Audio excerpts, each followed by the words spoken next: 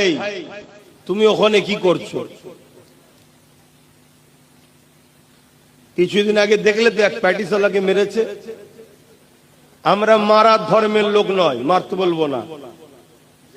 জানি তুমি গরিব মানুষ, কাজ নেই, খেটে খাচ্ছ, কিন্তু আমার মাইন্ডটা তোমার দিকে চলে যাচ্ছে। তুমি পিছন দিকে যাও ভাই, পেটের জ্বালা এসেছো জানি, কিন্তু পিছনে কারবার করো। শুনছেন তো?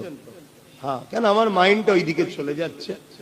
আর এটাও একটা আদবের খেলাফ হবে। আমি কিছু কথা বলবো, কেউ ওর দিকে ব্যস্ত থাকবে, কথাটা না শুনে ইসলামের গুনাহগার হবে।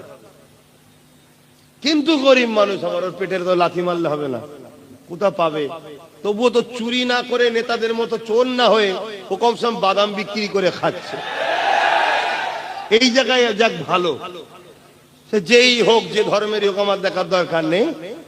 কমসম নেতাদের মতো চোর তো নয়। এতিম, গরিব, বিধবা, অসহায়, দেশের মাল হারামখোরগুলো যেভাবে খাচ্ছে, সে কাজ তো করেনি। কিন্তু আমি অনুরোধ করব ভাই, আপনি একটু সাইডে সাইডে করেন, তাহলে আমার মাইন্ডটাও ঠিক থাকবে।